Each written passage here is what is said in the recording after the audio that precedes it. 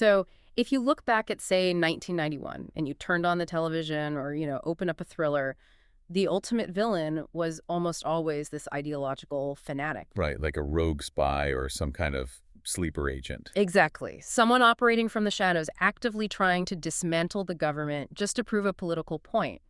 But if you fast forward to today, The whole archetype is completely flipped. it completely flipped. The ultimate villain isn't hiding in some hollowed-out volcano anymore. They're sitting in a glass-walled boardroom in London, wearing a bespoke suit, sipping sparkling water, and just politely doing the government's laundry. They aren't trying to destroy the system because they basically own the system. Right. So the question we're exploring in this analysis today is, well, what happened? How did we get from fighting for ideologies to fighting for pure, unadulterated profit? And more importantly, how is pop culture reflecting that terrifying shift back at us? It's a really remarkable evolution in storytelling, honestly, and it perfectly captures the collective anxiety of this specific historical moment. Oh, totally. Because we usually look to fiction for escapism, right? Especially at the end of a grueling week. Yeah, you turn on the screen hoping for a distraction. Mm. But right now, the most resonant, the most compelling television isn't offering an escape hatch at all. It's handing you a mirror. And that mirror is reflecting a world where traditional power structures have just completely inverted. Exactly. Which is exactly what we are unpacking in this discussion. We're looking at a brilliant cultural critique that connects the dots between two wildly successful British television shows, the second season of The Night Manager and the fourth season of Industry. Both of which just capture the grim, chaotic, most predatory spirit of our times with surgical precision. Yeah, we're looking at the death of ideology, the raw reality of transactional power, and, this chilling reality where our trusted institutions no longer wield power but merely serve the people who do. The foundational premise here is almost like a law of cultural physics. Historically terrible, turbulent times produce incredibly sharp, socially significant art. Oh, for sure. When things get bad, the art gets real. Right. When the geopolitical landscape becomes overwhelmingly dark, or honestly, simply too complex to navigate, the artistic response rises to meet it. It captures the macabre essence of the era. And if you look at the specific anxieties defining our current era, it's a perfect storm for this kind of cynical, hyper-realistic fiction. I mean, the atmosphere is just thick with dread right now. It really is. If you look at the major pillars of modern anxiety that this critique highlights, it is a heavy list. You have the exposure of elite impunity like the visceral shock of the Epstein files, and similar scandals. Yeah, things that prove there's an entirely different justice system for the ultra-wealthy. Exactly. Then you have the global shift toward authoritarianism, the endless churn of regional wars that just feel completely disconnected from any moral high ground. And layered over all of that, you have this pervasive existential panic surrounding artificial intelligence. Right, which ties all of those seemingly disparate anxieties together into this profound loss of control. It's the collapse of the social contract, really. Because for decades, the implicit agreement was that if you played by the rules, the institutions, the courts, the government, the regulators, would maintain order. They'd ensure a basic level of fairness. Yes. But the exposure of these elite networks shatters the illusion of a meritocratic, rules-based society. It breaks something fundamental in the public psyche when you see definitive proof that billionaires are operating completely outside the bounds of human decency without any consequence. And then you combine that with AI, which challenges our very understanding of human agency and economic utility. You get a society that feels fundamentally unmoored. It's an overwhelming cocktail for you to consume on a daily basis, and the timing is what makes this analysis so fascinating. Because both The Night Manager and Industry have actually been on the air for a few years. Right, they aren't new concepts. Yeah. But it's right now, in this specific claustrophobic window of time, that their deeply pessimistic tones feel perfectly calibrated to the global mood. The culture has finally caught up to the cynicism of the writer's room. Think of pop culture as a society's pressure valve, or maybe like a funhouse mirror. Sometimes it takes the exaggerated, highly stylized reality of a television show to make us actually look at the structural issues we scroll past in the daily news. That's a crucial point regarding human psychology.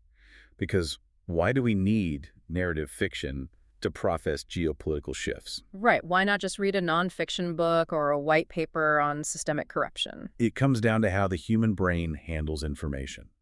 We're living in an era of unprecedented information overload. Yeah, if you read a sterile headline about neocolonial resource extraction or institutional capture, it just remains abstract. It paralyzes the reader because the scale is too massive to comprehend emotionally. But a character-driven story takes those massive abstract forces and maps them onto human faces. It allows you to process the anger, the fear, and the betrayal on a human scale. It makes the invisible machinery visible. Exactly. You can't punch a concept like systemic inequality. But you can watch a character get crushed by it on screen and feel the injustice in your gut. And that brings us to the first show under the microscope here, The Night Manager. And to really understand the trajectory of this narrative, we have to look at its origins. Right. The series is rooted in a 1991 novel by John le Carré, and the timing of that publication is everything. It is, because it was the first novel he wrote immediately following the end of the Cold War. Which represents a massive thematic shift. A seismic shift in the espionage genre. During the Cold War, the entire narrative paradigm of the spy thriller was built on ideological battles. East versus West, communism versus capitalism. Yeah. Even when le Carré wrote stories highlighting the hypocrisy or the moral gray areas of Western intelligence, there was still a perceived moral framework. There was an underlying belief that the characters were fighting for a philosophy of how the world should be run. But that 1991 novel introduces a terrifying new reality. The old world of ideological conflict has been entirely swept away. And replaced by what the source calls a dictatorship of greed. The underlying motivation for global conflict is no longer political philosophy. It is pure, unadulterated profit. And the perfect avatar for this new world order is the antagonist from that initial season, Richard Roper. He represents a completely new archetype of the untouchable elite. He isn't a political ideologue trying to spread a manifesto. No, he's an international arms smuggler. He moves weapons into conflict zones, completely ignoring international embargoes. Completely indifferent to international law and just treating human rights as an inconvenient joke. But the real kicker, the thing that makes his character so chillingly relevant to our modern anxieties, is that he is doing all of this while being actively protected by his contacts within British intelligence. And the blurring of those lines is where the true horror of the story lies. Roper fits perfectly into a modern geopolitical reality where foreign policy is no longer dictated by grand statecraft or diplomatic strategy. Right. Instead, it's dictated by the family members, the business partners, and the private financial interests of political leaders. The traditional boundary separating the goals of the state from the private portfolios of those running the state has entirely vanished. Roper operates in this incredibly lucrative gray zone where his illegal, blood-soaked activities are quietly sanctioned because they serve the economic interests of the powers that be. He's bringing money into the system, but let me play devil's advocate for a second. Sure. So Roper is wealthy, he's charming, he has zero morals, and he sells missiles to the highest bidder. Isn't that just a modern Blofeld? Like, isn't he just your standard, off-the-shelf, James Bond villain sitting in a lair pulling strings? What makes this specific depiction so uniquely devastating? Yeah, exactly. Why is it so relevant to now? Well, it's a vital distinction, and it goes to the heart of what this critique is uncovering. Yeah. A traditional Bond villain is an outsider. Right, they're rogue. They are a rogue agent, a megalomaniac hiding in a secret submarine or a remote fortress, actively trying to subvert, blackmail, or destroy the legitimate state. But Roper's is the exact opposite. He doesn't have a lair. No, he has a corner table at a Michelin star restaurant in London where he dines with the head of MI6. Wow. He is deeply, inextricably integrated into the state. He isn't fighting the intelligence apparatus. He is funding their off-the-books operations. He is protected by the legitimate state. He represents neocolonial exploitation that is essentially outsourced and officially sanctioned by the very institutions the public believes are designed to stop it. So Roper isn't trying to destroy the system. He is this system. Functioning exactly as it was designed to, just stripped of its polite public relations. That is a deeply unsettling thought. The villain isn't an anomaly breaking the rules. The villain is the working mechanism of the institution itself. And the analysis points out that the second season of The Night Manager, written by a new team, takes that initial cynicism and accelerates it to its absolute logical extreme. Yeah, if the first season showed us the cracks forming in the rules-based global order, the second season shows us a world where the facade of a rules-based order has been completely demolished. Yes, the new season operates in a reality where transactional power is naked, aggressive, and entirely unapologetic. There are no more ideological pretenses to hide behind.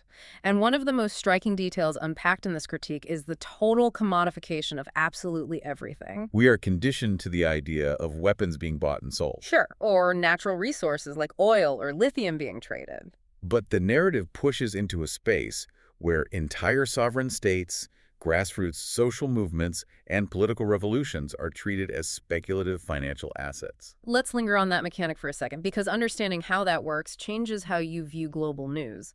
The concept that a political revolution, ordinary people bleeding in the streets, fighting for freedom or regime change, is being traded exactly like a tech stock or a currency derivative. It's horrifying. Right. Picture a group of wealthy individuals sitting in a climate-controlled boardroom in Europe, treating a developing country's civil war as an emerging market opportunity.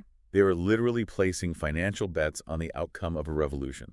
Perhaps shorting the country's currency while simultaneously funding a rebel group just to secure future mining concessions when the dust settles. It strips the humanity entirely out of human struggle. It reduces human destiny, life and death, to a line item on a spreadsheet. And this brings us to the tragedy of the protagonist, Jonathan Pine. Because he is a former soldier, someone who is fundamentally wired to try and do the right thing to protect the innocent. His traditional, almost outdated moral compass is contrasted sharply against this vast, indifferent machine of commodification. In the first season, Pine was fighting a difficult but somewhat traditional battle against one bad man, Roper. But the new season pivots. It becomes a story about the absolute helplessness of good against what the critique terms structural evil. Structural evil, that is such a potent phrase. It really is. It's not a bad guy with a gun. It's a system that mathematically requires bad outcomes to function. The analysis notes that even when Pine encounters genuinely honest people, individuals embedded within the system who are willing to risk their lives, their pensions, and their careers to act decently, it simply doesn't matter. The system itself is too vast, too deeply entrenched, and vastly too well-funded. The machinery of global corruption doesn't care about the bravery of one or two good people. It just quietly grinds them up and replaces them. This represents a profound shift in narrative expectations. Historically, television has trained audiences to expect the triumph of the individual over the corrupt system. Oh, definitely. It's a comforting formula. The brave whistleblower exposes the hidden truth, the corrupt officials are arrested in a dramatic finale, and the system is purged. Restored to its noble purpose, right. But this analysis points out that modern shows like The Night Manager actively deny the viewer that comfortable resolution.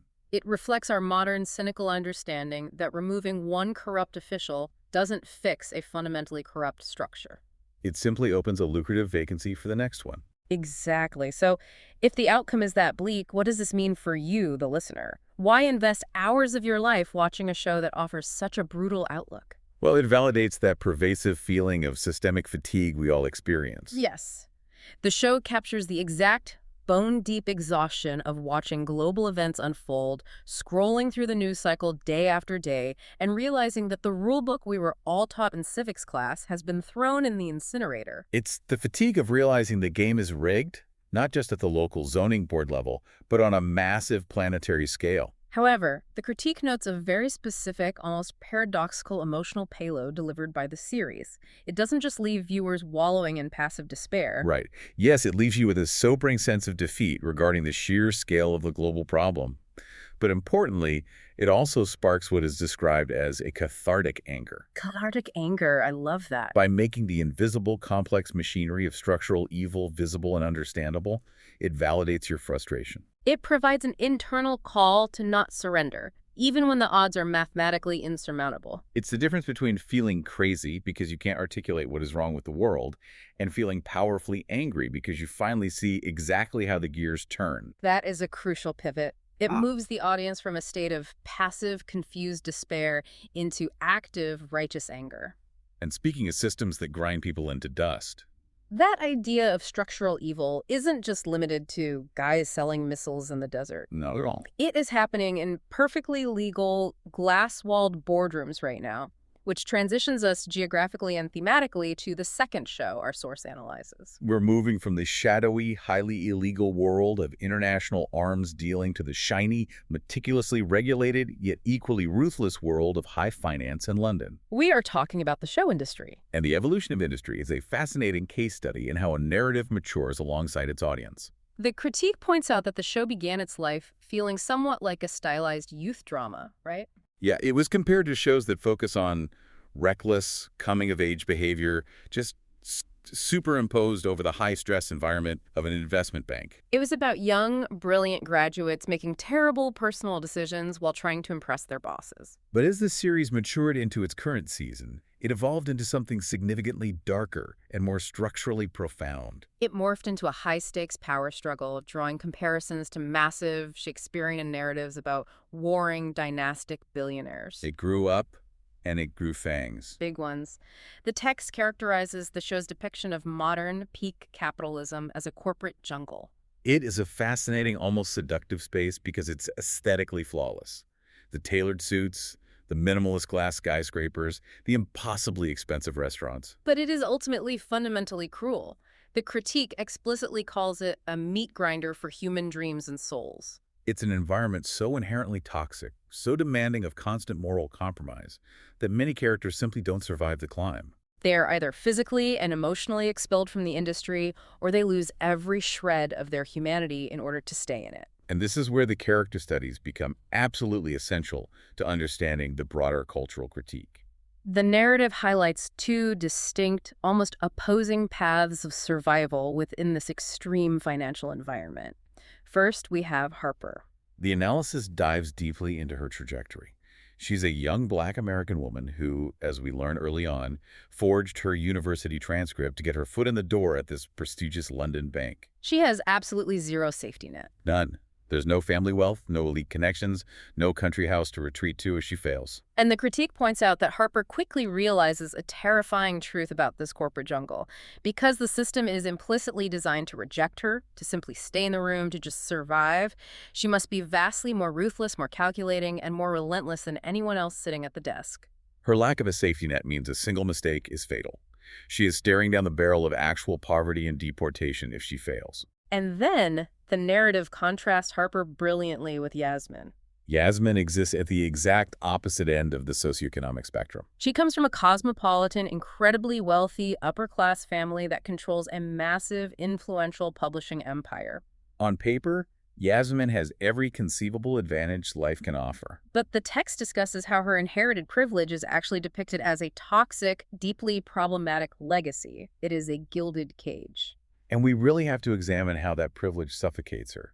Yasmin's wealth isn't just money in a bank account, it's a mechanism of control. It comes with intense psychological baggage, familial manipulation, and the constant crushing expectation to maintain the family's pristine public image. While covering up their private monstrosities. Right. What is so compelling about this contrast is how these two women represent entirely different facets of the capitalist machine. Harper represents the absolute, raw, bleeding edge of meritocracy twisted into pure survivalism. She has to constantly commodify her own intellect, her relationships, and her ethics just to pay rent. While Yasmin represents the inertia and the rot of entrenched capital. Her struggles are not about survival in the traditional sense, but about navigating the moral decay and the predatory nature of the wealth she was born into. It's like watching two entirely different species trying to adapt to the same extreme hostile environment. Yes. One has to grow fangs, shed every vulnerability, and become a predator because she has absolutely no armor to protect her. The other is practically suffocating under the weight of her own golden shell, unable to move freely without being crushed by the legacy she carries. Both are being completely deformed by the environment, just in different ways. And the environment itself, the ecosystem of London finance, is what the critique zeroes in on next. Specifically, how industry captures the paralysis of democratic institutions and the absolute unchecked brazenness of modern ultrawealth. This is where the fiction cuts uncomfortably close to our current geopolitical reality. Yeah, the analysis outlines the specific backdrop of the show's recent season. A newly elected left-leaning government has taken power in the UK. However, the show portrays this government as utterly paralyzed. And just to remind you listening, we're strictly looking at how the show constructs its narrative world to reflect modern anxieties. We are exploring the artistic choices of the creators here, not endorsing a specific political stance on the real-world UK government. Exactly. It's about the narrative framing. They hold the formal seats of power, they won the democratic elections, but they possess no alternative economic vision or the actual financial leverage required to enact meaningful change. We have to look at the mechanics of that paralysis. It's not that the politicians are lazy, it's that capital has outmaneuvered politics. If a newly elected government tries to implement structural reform, the financial sector simply threatens capital flight. Or they weaponize the bond markets to tank the national currency. The show paints a fascinating, highly realistic picture of a government that allows itself to be easily manipulated, outmaneuvered, and effectively neutered by financial and aristocratic elites. Because the state relies entirely on those elites to keep the lights on. The formal political power is presented as an illusion, and this impotence creates a massive power vacuum, which is immediately and happily filled by the brazen elite. The analysis details some highly specific, deeply uncomfortable scenes that illustrate the sheer arrogance of this new ruling class. It describes a predatory financier character who has been elevated to the House of Lords. Yeah, and this character openly, gleefully celebrates the return of right-wing populism. He gloats about the supposed end of political correctness, and he casually, without a shred of fear regarding HR or public backlash, uses slurs against his employees. The specifics of that scene are staggering.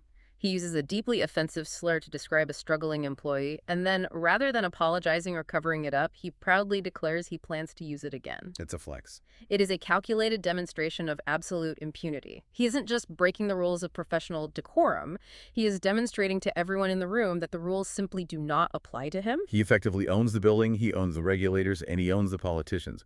Why would he care about decorum? And this demonstration of untouchable impunity extends into what the critique chillingly identifies as the Epsteinification of high society within the show's universe. That's a dark turn. The analysis observes that the writers seem heavily, almost uncomfortably, inspired by real-world elite scandals that have dominated the news cycle over the last decade. The show evolves beyond the mere trading of stocks and bonds. It delves into the trading of human leverage. We see Yasmin's character evolving, or perhaps devolving, into a figure that the analysis parallels with real-world enablers of elite abuse. She becomes a facilitator for men with dark appetites. It is the absolute normalization of the unthinkable. The text unpacks details like characters actively gathering sexual blackmail material compromise on their rivals. It's no longer about outsmarting someone on a trade, it's about owning their darkest secrets so they vote your way in a boardroom. It describes secret, casual cabals of radical, ultra-wealthy billionaires actively plotting against the foundations of liberal democracy itself. There is this one incredibly grotesque detail. The critique highlights Austrian elites casually hoarding controversial historical art, specifically paintings by Hitler, in their private castles. It's the ultimate flex of being completely disconnected from the moral realities and the historical traumas of the rest of humanity. This raises a critical question about narrative execution, though. How does fiction handle these incredibly heavy, sensitive, and disturbing topics without turning them into cheap, unbelievable caricatures? Right, because if a writer simply portrays these elites as mustache-twirling villains cackling over a pile of gold, the audience disengages. The critique loses its bite because it feels like a cartoon. But the analysis points out that industry largely avoids this trap by committing to writing deeply nuanced, three-dimensional antagonists. Because the creators understand that evil doesn't usually look evil. Right. Usually looks charming, well-educated, and entirely reasonable. The analysis highlights a couple of key examples of this nuance. First, there's the character Sebastian Stefanovic, a young, dynamic, rising political star in the UK. And the text notes with clear appreciation that this is a rare and welcome break from traditional UK media stereotypes, which historically relegate Polish characters or immigrants solely to the roles of manual laborers or domestic workers. Here, we have an immigrant character operating at the absolute center of the political power struggle, wielding immense influence. It adds a vital layer of demographic realism to the geopolitical landscape of the show. But perhaps the most compelling example of nuanced villainy discussed in the critique is the dynamic between the aristocratic fail son, Henry Muck, and his uncle. Right, the ruthless tabloid publisher. This uncle character is a masterclass in complex antagonism. On one hand, he is deeply conservative, and actively destroys people's lives for profit using the massive reach of his media empire. He hacks phones, ruins reputations, and manufactures outrage. He's a primary cog in the machine of structural evil we discussed earlier. But on the other hand, the text points out the brilliant contradiction. The same man fiercely, almost tenderly, protects his family. And crucially, he genuinely distrusts the extreme, populist right-wing elements that other billionaires in his circle are eagerly funding. He has a code. It might be a warped, deeply destructive code, but it exists. He isn't a monolith of pure evil.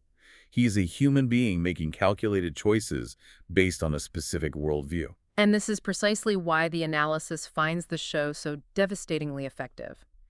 If capitalism is being depicted by the narrative as a rigged casino or simply organized fraud, showing the humanity, the contradictions, and the genuine affections of the people running that casino makes the critique infinitely sharper. If they were just cartoon monsters, we could comfort ourselves. We could say, well, I'm not a monster, so I'm not part of the problem. But seeing that these characters are highly intelligent, capable of deep love, possess their own twisted sense of morality, and still consciously choose to operate this meat grinder every single day, that is what makes the narrative so chillingly relevant to our reality. They aren't monsters.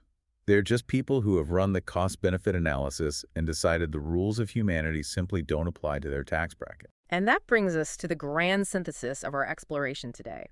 We've looked at the global arms trade in The Night Manager and the vicious ecosystem of the London financial sector in industry. But the critique ties both of these narratives together using a brilliant, overarching geopolitical theme. It references a concept drawn from a book by Oliver Bullough, which explores the specific role of Great Britain in the modern world. The concept is butler to the world. This is a profound historical framing that unlocks both shows. The thesis is that Great Britain has undergone a massive structural transition over the last century. Following the collapse of the empire and events like the Suez Crisis, the nation transitioned from being a global hegemon that actively conquered and ruled to adopting a highly specialized new role. The polite, highly efficient, legally bulletproof butler serving the world's new masters. And these new masters are the oligarchs, the kleptocrats, the warlords, and the combination artists of global finance. It is the ultimate demotion on the world stage, wrapped in bespoke tailoring and prestigious accents. Instead of sending the Royal Navy to conquer a territory, they send a team of elite lawyers from the City of London to help a dictator hide his stolen wealth in offshore trusts. And the critique points out the parallel evidence of this thesis in both of our fictional examples. In The Night Manager, what is the state actually doing? It's serving arms dealers. It is fetching the slippers for Richard Roper. It quietly opens diplomatic doors for him, provides intelligence to protect his shipments, and turns a blind eye to the blood money washing through the system, just as long as a decent cut makes its way back into the London economy. And in industry, we see the exact civilian equivalent of that dynamic. Highly respectable British institutions, investment banks with centuries of history, aristocrats with impressive ancient titles are essentially rented out. They provide a legitimate, noble, culturally prestigious face for vulgar, ruthless, and often entirely fraudulent global financial operations. They are the pristine white gloves handling the dirty money. An oligarch's wealth suddenly looks entirely legitimate when it is managed by a lord in a wood-paneled office in Mayfair. So if the state is merely the butler, politely maintaining the estate, opening the doors, and hiding the messes, This raises the ultimate, terrifying question: who is actually running the house? if we synthesize the entire discussion based on this cultural critique, the inescapable conclusion is that the house is run entirely by transactional power and borderless capital. The institutions we as citizens place our trust in, our elected governments, our intelligence agencies, our financial regulatory bodies, are no longer the masters of the house. They haven't been for a long time. They are just the staff. They're maintaining the landscaping, keeping the plumbing working, and ensuring the absolute comfort of the transient billionaires, corporate entities, and sovereign wealth funds who actually hold the deed. The state, structurally and institutionally, is fundamentally helpless, played constantly by foreign interests and massive corporate conglomerates. It is a heavy, sobering realization. Let's take a breath and recap the journey we have been on with this analysis. We started by looking at that core premise.